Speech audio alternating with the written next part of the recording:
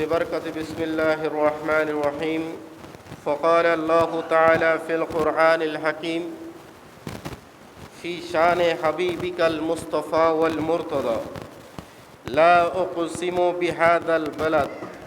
وأيضا قال النبي صلى الله عليه وسلم إن الإيمان ليعرج إلى المدينة كما تعرج الحية إلى حجرها إلى الآخر الحديث. صدق الله العظيم وبلغنا رسوله النبي الحبيب الكريم ونحن على ذلك من الشاهدين والشاكرين. ربي صل وسلم وبارك عليه. উপস্থিত অত্র বুজুর্গ মসজিদের সম্মানিত আমার শ্রদ্ধাভাজন মুসল্লিবৃন্দ, পর্দার আড়ালে থাকা সমস্ত মা বোন যারা এখান থেকে শুনছেন, সকলকে আন্তরিক মোবারকবাদ এবং সকলের সুস্বাস্থ্য কামনা করছি। আল্লাহ সুবহানাহু ওয়া তাআলা জিলহজ মাসের ঈদুল আযহার কার্যক্রম শেষ করার পরে আজকের এই জুমায় হাজিরি দেওয়ার আল্লাহ সুবহানাহু ওয়া তাআলা আমাদেরকে তৌফিক দান করেছেন। আমরা সকলেই শুকরিয়ার্থে বলি আলহামদুলিল্লাহ। রাসূল পাক সাল্লাল্লাহু আলাইহি ওয়াসাল্লামের কদমে পাকে সালাতু সালাম পেশ করছি। সমস্ত খুলাফায়ে রাশিদিন সাহাবায়ে কিরামকে শ্রদ্ধা ভরে স্মরণ করছি। আপনারা যারা উপস্থিত হয়েছেন, আল্লাহ সুবহানাহু ওয়া তাআলা আজকের হাজিরের উসিলায় আমাদের জীবনের হায়াতে তৈয়বা নসিব করুক, আমিন বলি সবাই। আজকের খুতবার আলোকে চমৎকার একটি বিষয় উঠে আসছে। সেই বিষয়টা হলো, আমরা জানি 9 জিলহজ মুসলমানদের জন্য সবচেয়ে বড় একটা গুরুত্বপূর্ণ দিন। আরাফাতের ময়দানে উপস্থিত হওয়ার মধ্য দিয়ে মুসলমানদেরকে হজের যে মূল কার্যক্রম এটা আমরা শেষ করে থাকি, এবং এটা শেষ করার পরে মুসলমানদের যারা হজ করতে যায়, মক্কা শরীফে যারা অবস্থান করে, তাদের সামনে একটি ঈমানি বিষয় এসে দাঁড়ায়। জুড়ে বলে সুবহানাল্লাহ। যেটার ব্যাপারে ইসলামী শরীয়ত ফরজ কিংবা ওয়াজিব সরাসরি কোনো নির্দেশনা প্রদান করেনি। এটা মুসলমানদের মুমিন বান্দাদের, রসুলের আশেক যারা আছে তাদের অন্তরের উপর ছেড়ে দেওয়া হয়েছে।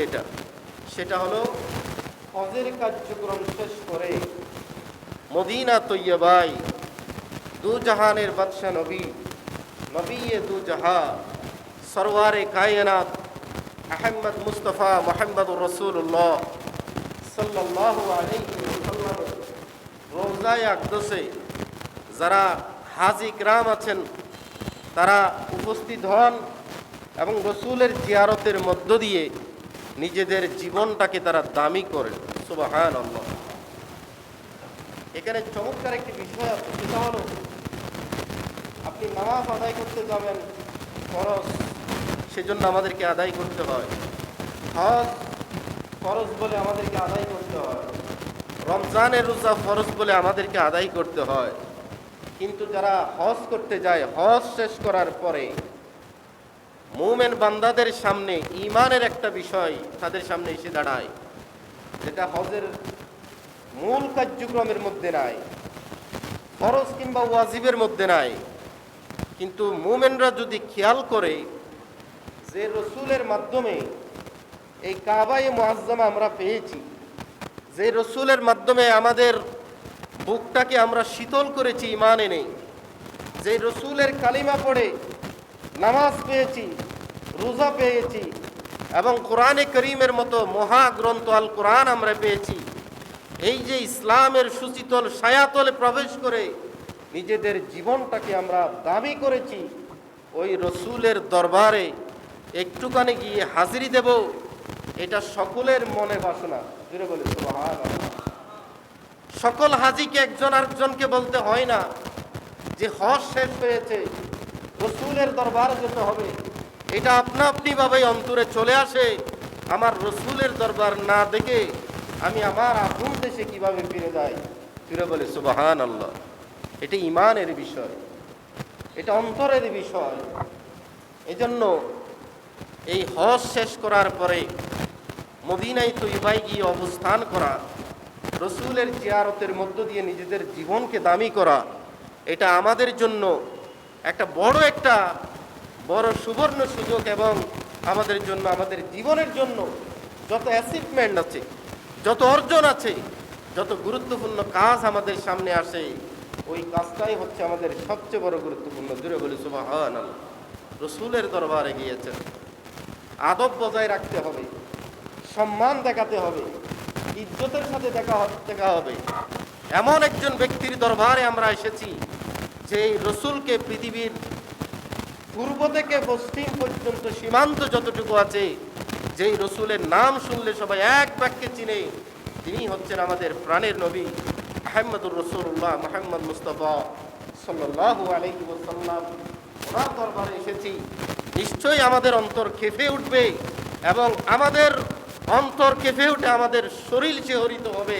এটা প্রত্যেক মুমিনেরই একটা বৈশিষ্ট্য। জুড়ে বলি সুবহানাল্লাহ।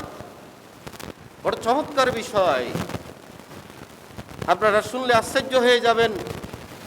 পৃথিবীতে আজ পর্যন্ত যত বড় বড় স্কলার আমরা দেখেছি, যাদের কিতাব আমরা পড়েছি, আপনি শুনে এটা খুবই আশ্চর্যান্বিত হবেন। এমন কোনো বড় বড় লেখক নাই, এমন কোনো বড় স্কলার নাই যারা রসুল পাক সাল্লাল্লাহু আলাইহি ইসলামের জীবনী এবং মক্কা মদিনার ফজিলত নিয়ে এক কলম হলো লেখে নাই, এরকম কোনো স্কলারই নেই। ঘুরে বলে সুবহানাল্লাহ। সবাই মদিনা শরীফ নিয়ে লেখালেখি করেছে। বড় বড় আশিকরা তাদের কবিতার মধ্য দিয়ে রসুল পাক সাল্লাল্লাহু আলাইহি ইসলামের শানে নাত পড়েছে, এবং বড় বড় ফজিলতের কথা সেখানে তুলে আনছে। আজ পর্যন্ত নয়, কিয়ামত পর্যন্ত যারা আসবে, যে সমস্ত কবি শায়েররা আসবে, সবাই মদিনা শরীফ নিয়ে লিখবে, রসুলের নাম নিয়ে লিখবে। জুড়ে বলে সুবহানাল্লাহ। এটার কোনো শেষ নাই। এমন একটা চমৎকার এবং ফজিলতপূর্ণ জায়গা, যেই জায়গাটা আল্লাহ সুবহানাহু ওয়া তাআলার কাছে খুবই দামি, এবং আল্লাহ সেটাকে খুবই ইজ্জত দিয়েছেন। জুড়ে বলে সুবহানাল্লাহ। কোরআনে পাকের কোরআন শরীফের 30 পারার মধ্যে সূরা বালাদের মধ্যে প্রথম আয়াত আল্লাহ সুবহানাহু ওয়া তাআলা একটি জায়গার ব্যাপারে কসম করেছেন। সুবহানাল্লাহ। একটি শহরের ব্যাপারে কসম করেছেন।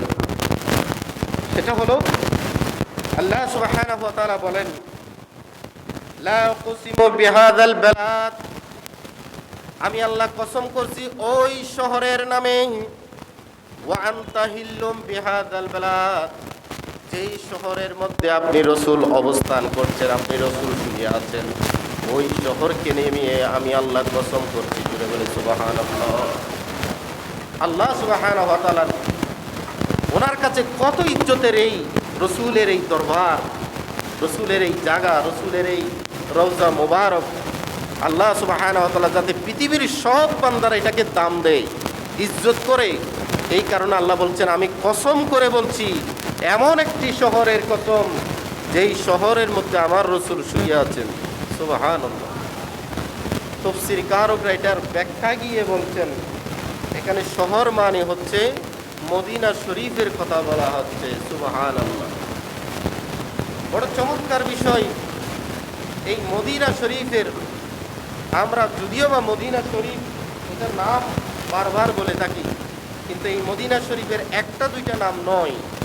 আমার কাছে এখানে আব্দুল হক মুহাদ্দিস দেহলভী রহমাতুল্লাহ আলাইহি, ভারতীয় উপমহাদেশের জবরদস্ত একজন মুহাদ্দিস, যাদের হাত ধরে এই ভারতীয় উপমহাদেশে হাদিসের চর্চা হয়েছে, তিনি একটা কিতাব লিখেছেন। সেই কিতাবের নাম হলো জজবুল কুলুব ইলা দিয়ারিল মাহবুব। এই কিতাবের মধ্যে উনি 58টি মদিনা শরীফের নাম এনেছেন। সুবহানাল্লাহ। কয়টি নাম? 58টি। এখানে বলা হচ্ছে হারামু রসুলিল্লাহ, এটা হচ্ছে রসুলের শহর, মদিনাতুর রসুল, রসুলের শহর বলা হচ্ছে। জাজিরাতুল আরব বলা হয় মদিনা শরীফকে।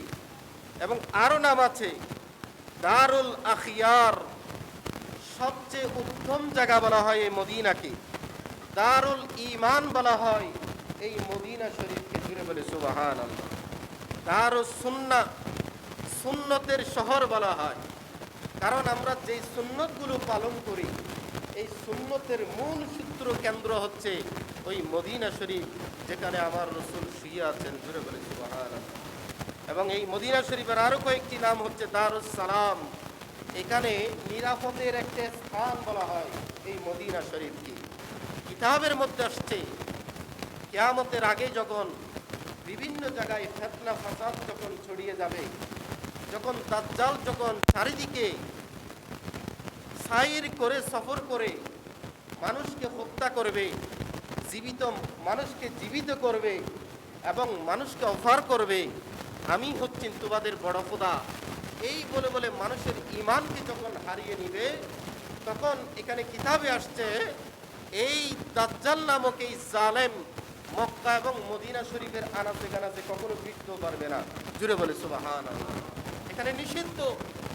এখানে কিতাবে আসছে যে মদিনা শরীফের আনাচে কানাচে যতগুলো দরজা আছে, প্রত্যেকটি দরজায় আল্লাহ সুবহানাহু ওয়া তাআলা 7 জন করে ফেরেশতা দাঁড় করে রাখবেন এবং তাদেরকে ডিউটি দিবেন এই দাজ্জাল নামক জালেম যেন মদিনার অলিতে গলিতে না ঢোকে, জুড়ে বলে সুবহানাল্লাহ।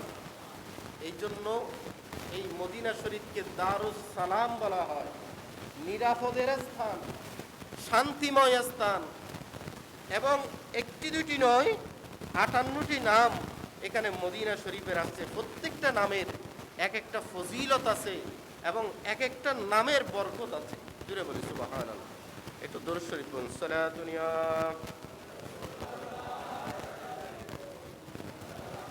সুবহানাল্লাহ আলহামদুলিল্লাহ লা ইলাহা ইল্লাল্লাহ লা ইলাহা ইল্লাল্লাহ মুহাম্মাদুর রাসূলুল্লাহ সুবহানাল্লাহ আলহামদুলিল্লাহ লা ইলাহা।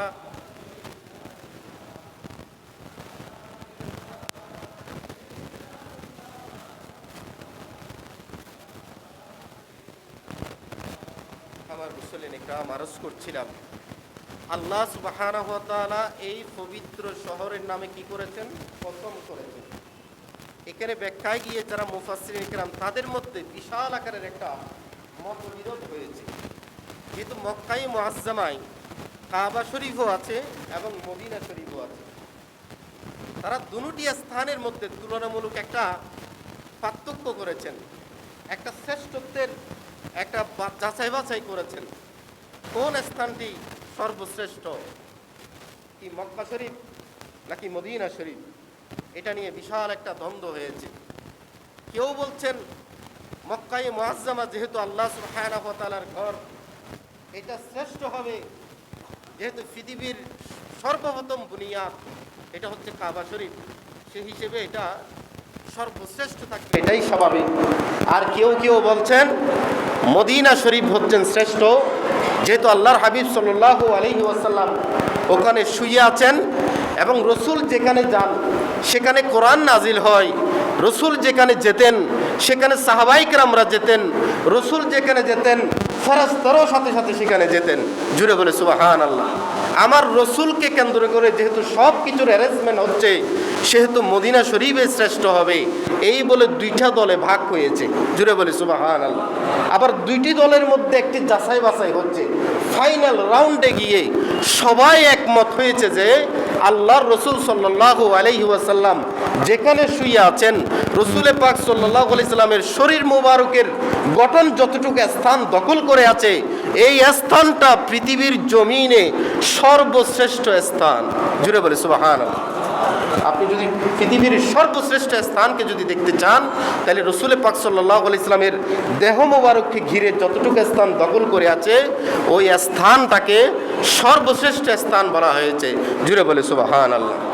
এই জন্য মদিনা শরীফ এত দামি, যেহেতু রসুল পাক সাল্লাল্লাহু আলাইহি ওয়াসাল্লাম এমন একজন জাত ছিলেন যাকে কেন্দ্র করে আল্লাহ সুবহানাহু ওয়া তাআলা রহমতে কামেলা বর্ষণ করেন, যে রসুলকে কেন্দ্র করে কোরআনে পাক নাজিল হয়েছে, যেই রসুলকে কেন্দ্র করে দ্বীন ইসলামের যাবতীয় হুকুম আহকাম নাজিল হয়েছে, এই জন্য রসুল পাক সাল্লাল্লাহু আলাইহি ওয়াসাল্লাম যেখানে শুয়ে আছেন এই স্থানটাই হচ্ছে পৃথিবীর সর্বশ্রেষ্ঠ স্থান। জুড়ে বলে সুবহানাল্লাহ। এই জন্য আমরা আশিকিনরা, আমরা যারা রসুলকে মহব্বত করি, ভালোবাসি, তাদের কাছে মদিনা শরীফ এটা আমাদের কাছে সবচেয়ে কাঙ্ক্ষিত একটি স্থান, এবং এই স্থানে যেতে পারাটা আমাদের জীবনের 1 নম্বর স্বপ্ন। জুড়ে বলে সুবহানাল্লাহ। আল্লাহ আমাদের সকলকে কবুল করুক। জুড়ে বলুন না আমিন। যারা একবার গিয়েছি তাদেরকে যেন বারবার যেতে পারি সেই তৌফিক আল্লাহ দান করুক। জুড়ে বলুন না আমিন। এই মদিনা শরীফ এত পবিত্রময় স্থান, এত পবিত্রময় স্থান, এটার ব্যাপারে কিতাবের মধ্যে আসছে। শুধু একটা কথা কোট করছি আপনাদের সামনে, সেটা হলো ইমাম মালিক রহমতুল্লাহ আলাইহি তিনি মাযহাবের ফয়সালা দিয়েছেন একটি কথা বলে। তিনি বলছেন, যেই ব্যক্তি বলবে যে এই মদিনা শরীফ মানুষের বসবাসের উপযোগী নয়, এই ধরনের কেউ যদি মন্তব্য করে, অথবা কেউ যদি বলে মদিনা শরীফের যে হাওয়া, যেই বাতাস, এই বাতাসটা মানুষের শরীরের জন্য ফিট না, এই ধরনের কথা যদি কেউ বলে, তাহলে তাকে শরীয়তের পক্ষ থেকে শাস্তি দেওয়া হবে এবং তাকে জেলখানায় বন্দি রাখা হবে, আজীবনের জন্য তাকে কারাদণ্ড দেওয়া হবে। জুড়ে বলে সুবহানাল্লাহ। এই ফয়সালাটা কে দিয়েছেন? ইমাম মালিক রহমতুল্লাহ আলাইহি। ইমাম মালিক রাদিয়াল্লাহু তাআলা রহমতুল্লাহ আলাইহি উনি বড় আশিকে রসুল ছিলেন। আমরা তো এখন বর্তমানে অনেক মানুষ আছি যারা বলি যে সব দলিল কোরআন এবং হাদিসের মধ্যে থাকতে হবে সুস্পষ্ট রূপে। আপনি দেখবেন আউলিয়া কিরামের জীবনে, সাহাবায়ে কিরামের জীবনে এমন এমন কাজ তারা করেছেন যেই কাজগুলো দেখতে ভালো, কিন্তু সরাসরি আপনি কোরআন হাদিসের মধ্যে পাবেন না। তাই বলে আপনি সেগুলোকে কি ছেড়ে দিবেন কখনো? ইমাম মালিক রহমতুল্লাহ আলাইহি ওনার জীবনের একটা আদর্শ ছিল, উনি মদিনা শরীফে যখন হাঁটতেন তখন পায়ের স্যান্ডেল ব্যবহার করতেন না। সুবহানাল্লাহ বলবেন না? পায়ের স্যান্ডেল কখনো ব্যবহার করতেন না, কারণ তিনি নিয়ত করতেন, যেই অলিতে গলিতে আমার রসুল হেঁটেছেন ওখানে আমি স্যান্ডেল কিভাবে ব্যবহার করব। এবং ইমাম মালিক সারা জীবন আল্লাহর কাছে চেয়েছেন, আল্লাহ আমার মৃত্যুটা যেন আমার রসুলের শহরে হয়। সুবহানাল্লাহ। উনি জীবনে একবার হজ করেছিলেন। মদিনা থেকে মক্কার দূরত্ব তেমন বেশি নয়, চাইলে তিনি প্রতি বছরে হজ করতে পারতেন, কিন্তু তিনি ফরজ হজ আদায় করেছিলেন একবারে। এবং তিনি ভয় করতেন, আমি যদি মদিনা শরীফ ছেড়ে যদি চলে যাই, আমার ইন্তেকালটা যদি মদিনার বাইরে হয়, আমার সারা জীবনের আফসোস থেকে যাবে। আমি আমার রাসূল পাক সাল্লাল্লাহু আলাইহি ওয়াসাল্লাম যেখানে ইন্তেকাল করেছেন ওখানেই আমি মরতে চাই। জোরে বলি সুবহানাল্লাহ। এবং আমার রসুল সারা জীবনের দোয়া করতেন আল্লাহর কাছে, আল্লাহ এই মদিনাকে এত মহব্বত করে আমি আমার ইন্তেকালটা যেন আমার এই শহরের মধ্যে হয়। জুড়ে বলি সুবহানাল্লাহ। সালাতুন ইয়া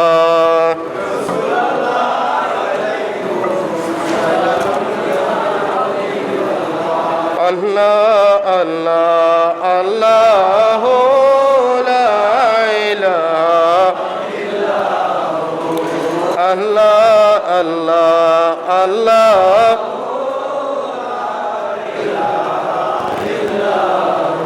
এই কারণে আল্লাহ রাসূল সাল্লাল্লাহু আলাইহি ওয়াসাল্লাম যারা মদিনা শরীফে গিয়েছেন, আল্লাহ যাদের ভাগ্যে রেখেছেন যে মৃত্যুটা সেখানেই হয়েছে, তাদের ব্যাপারে হাদিস শরীফে ফজিলত আসছে। জুড়ে বলে সুবহানাল্লাহ। আল্লাহ রাসূল সাল্লাল্লাহু আলাইহি ওয়াসাল্লাম বলেন, মান মাতা বিল মদিনাতে, যে ব্যক্তির ইন্তেকাল মদিনা শরীফে হলো, কুনতু লাহু শাফিয়ান ইয়াউমাল কিয়ামা, কিয়ামতের ময়দানে ওই বান্দার জন্য, ওই উম্মতের জন্য আমি রাসূল সুপারিশ করব আল্লাহর কাছে। জুড়ে বলে সুবহানাল্লাহ। যেই সময় নবীগণ পর্যন্ত দূর দূর করে তাড়িয়ে দিবেন, ওই সময় আল্লাহর রাসূল সাল্লাল্লাহু আলাইহি ওয়াসাল্লাম বলেন, যেই ব্যক্তির ইন্তেকাল আমি রাসূলের শহরে হলো, ওই ব্যক্তির জন্য কাল কিয়ামতের ময়দানে আমি আল্লাহর কাছে সুপারিশ করব। জুড়ে বলি সুবহানাল্লাহ। এই কারণে যাদের ইন্তেকাল মদিনা শরীফ হয়েছে তারা বড় খুশনসিব, তারা বড় ভাগ্যবান। রাসূল পাক সাল্লাল্লাহু আলাইহি ওয়াসাল্লাম অপর হাদিসে বলেন, মান ইসতাতা আইয়ামুতা বিল মদিনা, যাদের ক্ষমতা হয় তারা যেন মদিনায় অবস্থান করে। ফামান মাতা বিল মদিনাতে কুনতু লাহু শাফিয়াও ওয়া শাহিদা, যে ব্যক্তির ইন্তেকাল মদিনা শরীফে হবে ওই ব্যক্তির জন্য আমি আল্লাহর কাছে সুপারিশ করব এবং আল্লাহর কাছে তার জন্য আমি সাক্ষী হব। জুড়ে বলি সুবহানাল্লাহ। আমি রসুল তার জন্য সাক্ষী হব। যার জন্য আল্লাহ রসুল সাক্ষী হবেন তার কি আর কোনো চিন্তা আছে? নাই। আল্লাহ সুবহানাহু ওয়া তাআলা আমাদের কবুল করুক। জুড়ে বলুন না আমিন। আল্লাহ রসুল সাল্লাল্লাহু আলাইহি ওয়াসাল্লাম নিজেও সবসময় কামনা করতেন, সবসময় দোয়া করতেন, আল্লাহ আমাকে যেন এই মদিনা শরীফে ইন্তেকাল করার তৌফিক দেওয়া হয়। জুড়ে বলে সুবহানাল্লাহ। হযরতে আনাস রাদিয়াল্লাহু তাআলা আনহু তিনি বলছেন, আমরা যখন কোনো সফর থেকে যখন আসতাম তখন আল্লাহ রসুল সাল্লাল্লাহু আলাইহি সাল্লাম দেখতেন, কানা ইযা কাদিমা মিন সফরিন ফানাযারা ইলা জুজুরাতিল মদিনা। রসুল পাক সাল্লাল্লাহু আলাইহি ইসলামের চক্ষু মুবারকে যখন এই মদিনা শরীফের সীমান্ত যখন নজরে আসতো তখন হযরত আনাস রাদিয়াল্লাহু তাআলা আনহু বলতেন, রসুল পাক সাল্লাল্লাহু আলাইহি ইসলাম নিজের ঘোড়াটাকে আরও বেশি দৌড়াতেন। জুড়ে বলে সুবহানাল্লাহ, যাতে তাড়াতাড়ি মদিনায় পৌঁছে যেতেন। এবং হযরত ইবনে আব্বাস রাদিয়াল্লাহু তাআলা আনহু বলেন, ক্বালা আকবালনা মা'আন নবী সাল্লাল্লাহু আলাইহি ওয়াসাল্লাম মিন তাবুকিন, আমরা তাবুক যুদ্ধ থেকে যখন আসতাম তখন দেখতাম, হাত্তা আশরাফনা আলাল মদিনা ফাকালা হাদিহি তাওবাতুন। রসুল পাক সাল্লাল্লাহু আলাইহি সাল্লাম মদিনা শরীফের দিকে তাকিয়ে রসুলের প্রাণটা জুড়িয়ে যেত। জুড়ে বলে সুবহানাল্লাহ। মদিনাকে এত ভালোবাসতেন রসুল পাক সাল্লাল্লাহু আলাইহি সাল্লাম। তাহলে যেখানে রসুল পাক সাল্লাল্লাহু আলাইহি সাল্লাম মদিনাকে এত ইজ্জত করেছেন, এত সম্মান করেছেন, সেখানে সাহাবায়ে কেরাম কি করেন নাই? অবশ্যই করেছেন। এখানে কিতাবের মধ্যে আসছে হযরতে উমর রাদিয়াল্লাহু তাআলা আনহুর কথা। হযরতে উমর রাদিয়াল্লাহু তাআলা আনহু আল্লাহর কাছে বেশি বেশি করে একটা দোয়া করতেন। জুড়ে বলি সুবহানাল্লাহ। সেই দোয়াটা আমাদেরও দোয়া হওয়া উচিত। আল্লাহ কবুল করুক, আমিন বলি। হযরতে উমর রাদিয়াল্লাহু তাআলা আনহু বলতেন, আল্লাহুম্মা ওয়ারযুকনি শাহাদাতি ফি সাবিলিক, আল্লাহ আমার জীবনটা যেন তোমার পথে শহীদ হয়। ওয়াজআল মৌতি ফি বালাদি রাসূলিকা, আমার মৌতটা যেন তোমার রসুলের শহরে হয়। জুড়ে বলে সুবহানাল্লাহ। এটা কে দোয়া করতেন? হযরতে ওমর ফারুক রাদিয়াল্লাহু তাআলা আনহু। আল্লাহ আমার জীবনটা যেন তোমার পথে অতিবাহিত হয়, আমার মৌতটা যেন তোমার রসুলের শহরেই হয়। জুড়ে বলে সুবহান। উনি যখন ইন্তেকাল করেছিলেন তখন ওনার লাশটা রসুল পাক সাল্লাল্লাহু আলাইহি ইসলামের রওজা মুবারকের বাইরে ছিল। তখন রসুল পাক সাল্লাল্লাহু আলাইহি ইসলামের সাহাবায়ে কেরামরা রসুলের দরবারে গিয়ে আরজি দিয়েছিলেন, ইয়া রাসূলুল্লাহ, হযরতে ওমর আপনার পাশে অবস্থান নিতে চাচ্ছে, আপনার অনুমতি আছে কি? তখন রসুল পাক সাল্লাল্লাহু আলাইহি সাল্লাম রওজা মুবারক থেকে ইশারা করেছিলেন, হযরত উমর ফারুকের দাফন যেন আমি রসুলের পাশে করা হয়। জুড়ে বলে সুবহান। কত বড় খুশনসিব যেই উমর সারা জীবন রসুলের সাথে কাটিয়েছেন। ওই উমর এখনো পর্যন্ত কিয়ামত পর্যন্ত রসুলের সাথেই থাকবেন। এবং আরও বড় মর্যাদা হলো, রসুল পাক সাল্লাল্লাহু আলাইহি ওয়াসাল্লাম বলেন, কবর থেকে প্রথমে আমাকে তোলা হবে, এরপরে হযরতে আবু বকরকে তোলা হবে, এরপরে হযরত ওমর ফারুককে তোলা হবে। সুবহানাল্লাহ। এত মর্যাদা কিভাবে পেলেন? রসুল পাক সাল্লাল্লাহু আলাইহি ওয়াসাল্লামকে ভালোবাসার কারণে, ইজ্জত করার কারণে, সম্মান করার কারণে, এই মদিনাকে ভালোবাসার কারণে হযরত ওমর ফারুক রাদিয়াল্লাহু তাআলা আনহুর ইজ্জত আল্লাহ বাড়িয়ে দিয়েছেন। জুড়ে বলে সুবহানাল্লাহ। সালাতুন ইয়া রাসূলুল্লাহ আলাইকুম সালামুন ইয়া হাবিবাল্লাহ। আল্লাহ আল্লাহ আল্লাহু লা ইলাহা ইল্লাহু আল্লাহ আল্লাহ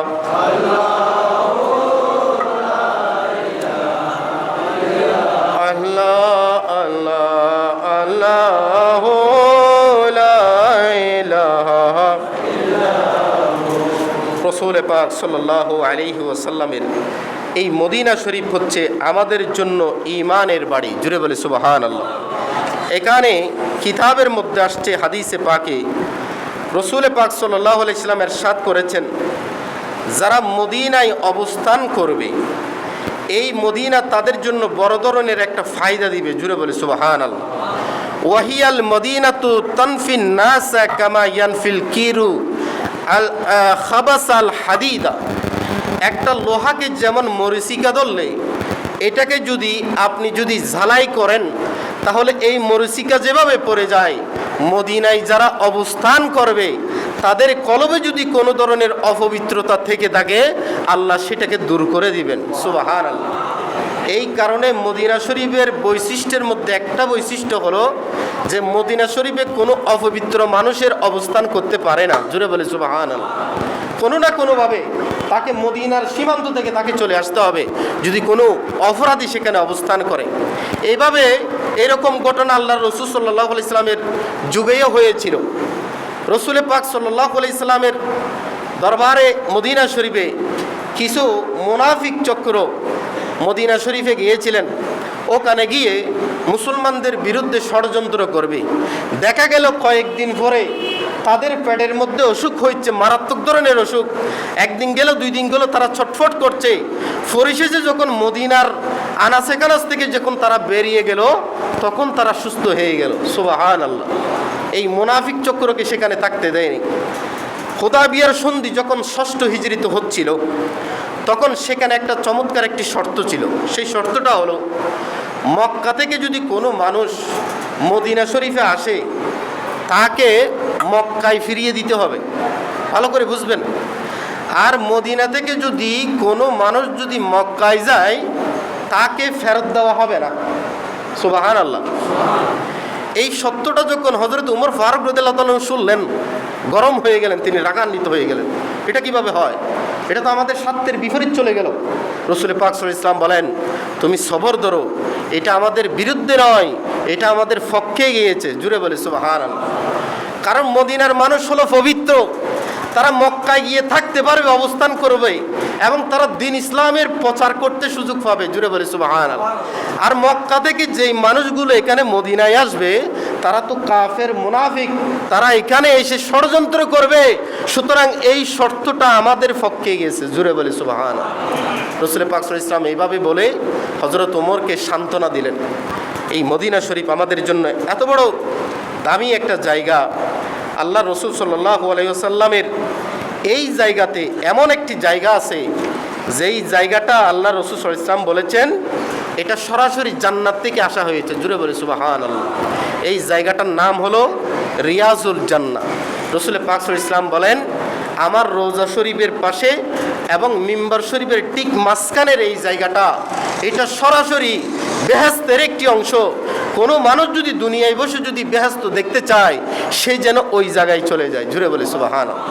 এই কারণে দেখবেন যারা হাজিরা গিয়েছেন প্রতি ওয়াক্তের মধ্যে একটা প্রতিযোগিতা হয়, অন্য কিছুর জন্য নয়, খানাপিনার জন্য নয়, এর রিয়াজুল জান্নায় বসে 2 রাকাত নামাজ পড়বে এই সৌভাগ্যের জন্য মানুষ প্রতিনিয়ত প্রতিযোগিতা করে। সুবহানাল্লাহ। এটা আল্লাহ রসুল সাল্লাল্লাহু আলাইহি ওয়াসাল্লামের মুখের জবানের তাসির। আল্লাহ রসুল যেটা বলেছেন সেটাই বাস্তবায়িত হয়েছে। জুড়ে বলে সুবহানাল্লাহ। সালাতুন ইয়া সালামুন ইয়া হাবিবাল্লাহ আলাইকুম। এখন আসেন সর্বশেষ যেই কথাটা বলে শেষ করব সেটা হলো আমরা জিয়ারত করি এবং এই জিয়ারত করাটা ইসলামী শরীয়ত সম্মত। সুবহানাল্লাহ। সর্বোপরি আল্লাহ রসুল সাল্লাল্লাহু আলাইহি সাল্লামের সুন্নাত। রসুল পাক সাল্লাল্লাহু আলাইহি সাল্লাম যখনই সুবিধা পেতেন, সুযোগ পেতেন, জান্নাতুল বকিতে যেতেন, জান্নাতুল মুআল্লায় গিয়ে তিনি জিয়ারত করতেন। সুবহানাল্লাহ। হযরত আয়েশা বলছেন, আমি মাঝে মাঝে রাত্রিবেলায় রসুলকে আমার বিছানায় পেতাম না, উনি কবর জিয়ারতের জন্য চলে যেতেন। সুবহানাল্লাহ। তাহলে এই কবর জিয়ারত করা এটা রসুলের সুন্নত কিনা বলেন? সুন্নত কিনা? যাক আলহামদুলিল্লাহ, এটা যুগ যুগ ধরে আমাদের এখানে চলে আসছে, এটা জারি থাকবে, এটা রসুলের সুন্নত, এটা অস্বীকার করার কোনো জো নাই। এখানে হাদিসে পাকে বেশ কতগুলো হাদিস এখানে আনা হয়েছে। রসুল পাক সাল্লাল্লাহু আলাইহি ওয়াসাল্লাম বলেন, যারা এত কষ্ট করে, এত পরিশ্রম করে হজ করতে গেলে কিন্তু আমি রসুলের জিয়ারত তুমি করলে না। রসুল পাক সাল্লাল্লাহু আলাইহি ওয়াসাল্লাম বলেন, মান হাজ্জাল বাইতা, যে ব্যক্তি আল্লাহর সুবহানাহু ওয়া তাআলার ঘরকে তাওয়াফ করলো, ওয়ালাম ইয়াজুরনি, আমি রসুলের কবর শরীফকে, রওজা মুবারককে জিয়ারত করেনি, ফাকাদ জাফানি, ওই ব্যক্তি আমার উপর জুলুম করলো। নাউজুবিল্লাহ। রসুল বলছেন যে ব্যক্তি যে হজ করলো এত কষ্ট পরিশ্রম করে কিন্তু আমার জিয়ারত করলো না, সে ব্যক্তি আমার উপর স্টিম রোলার চালালো, আমি রসুলের সিনা মোবারকে সে কষ্ট দিল। জুড়ে বলি নাউজুবিল্লাহ। কষ্ট হবেই না কেন? রসুল পাক সাল্লাল্লাহু আলাইহি ওয়াসাল্লাম সশরীরে এখানে জিন্দা আছেন এবং রসুলের তসবিহ হলো ইয়া উম্মতি ইয়া উম্মতি। সারা জীবন রসুল যেই উম্মতকে বলে বলে ডাকছেন, ওই রসুলের জিয়ারতে না গিয়ে আপনি কিভাবে ফিরে আসলেন? এটা তো বড় ব্যর্থতা আমার আবার আপনার জীবনে। আল্লাহ আমাদেরকে বোঝার তৌফিক দান করুক। জোরে বলুন না আমি। সালাতুনিয়া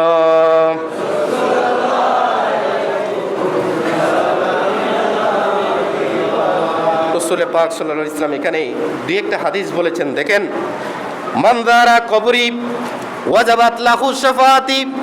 যে ব্যক্তি হজের আনুষ্ঠানিকতা শেষ করার পরে আমি রসুলের জিয়ারত করলো, কাল কিয়ামতের ময়দানে ওই ব্যক্তির জন্য আমি রসুল সুপারিশ করব আল্লাহর কাছে। জুড়ে বলি সুবহানাল্লাহ।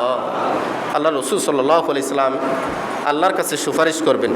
অপর হাদিসে আছেন, আল্লাহ রসুল সাল্লাল্লাহু আলাইহি ওয়াসাল্লাম বলেন, পৃথিবীর কোনো প্রান্ত থেকে যদি আমার কোনো উম্মত আমি রসুলকে যদি সালাতু সালাম জানাই, আমরা জানাই কিনা? নামাজের মধ্যে, আজানের মধ্যে, মোনাজাতের মধ্যে আল্লাহ রসুলের কাছে আমরা সালাতু সালাম জানাই। রসুল পাক সাল্লাল্লাহু আলাইহি ওয়াসাল্লাম বলেন, পৃথিবীর কোনো প্রান্ত থেকে যদি আমার কোনো উম্মত যদি আমাকে সালাতু সালাম দেয়, আমি রসুল ফেরেশতারা আমি রসুলের কাছে এই সালামটা পৌঁছিয়ে দেয়। সুবহানাল্লাহ। আর কোনো উম্মত যদি আমি রসুলের দরবারে গিয়ে যদি সরাসরি আমি রসুলকে সালাম দেয়, আমি রসুল সরাসরি দেখি এবং ওই সালামের উত্তরটা আমি দিই। সুবহানাল্লাহ। আমি রসুল নিজেই দিই। এখানে হাদিসে আছে, রসুল পাক সাল্লাল্লাহু আলাইহি ওয়াসাল্লাম বলেন, মান হাজ্জা ফাজারা কবরি বাদা ওয়াফাতি কানা কামান জারানি ফি হায়াতি। যে ব্যক্তি আমি রসুলের জিয়ারত করলো হজ করার পরে, ওই জিয়ারত করার পরে যে ব্যক্তি আমি রসুলের জিয়ারত করলো সেই যেন এই কথাটা মনে না করে আমি রসুল মরে গেছি, আমি রসুল পচে গেছি, মাটির সাথে মিশে গেছি, এই ধরনের কথা যেন সে মনে না করে, সেই মনে যেন করে কামান জারানি ফি হায়াতি, আমি আমার রসুলের সাথে জিয়ারত করেছি রসুলের হায়াতি জিন্দেগির মতো। জুড়ে বলি সুবহানাল্লাহ। রসুল বলছেন, আমি রসুলের হায়াত, আমি রসুলের মত, দুটোটার মধ্যে কোনো ডিফারেন্স নাই। আমি রসুল হায়াতি জিন্দেগিতে যেভাবে দেখেছি, সব কার্যক্রম অবলোকন করেছি আমার উম্মতদের, আমি এখনও সব কিছু দেখি। সুবহানাল্লাহ। আমরা ওই রসুলকে সালাতু সালাম দিই যে রসুল এখনও রওজা মুবারকে আল্লাহ সুবহানাহু ওয়া তাআলা রসুলকে কি রেখেছেন? জীবিত রেখেছেন। এবং রসুল পাক সাল্লাল্লাহু আলাইহি ওয়াসাল্লাম অপর হাদিসে বলেন, যারা আমার জিয়ারত করলো তারা যেন আমার প্রতিবেশী হয়ে গেল। সুবহানাল্লাহ। তারা আমার কি হয়ে গেল? আমার প্রতিবেশী হয়ে গেল। কাল কিয়ামতের ময়দানে তারা যেন আমি রসুলের কাছাকাছি থাকে। সুবহানাল্লাহ। যে ব্যক্তি রসুলের কাছাকাছি থাকবে আল্লাহ সুবহানাহু ওয়া তাআলা সমস্ত তার ফেরাসানি আল্লাহ দূর করে দিবেন। আল্লাহ আমাদেরকে বোঝার তৌফিক দান করুন। জোরে বলুন আমিন।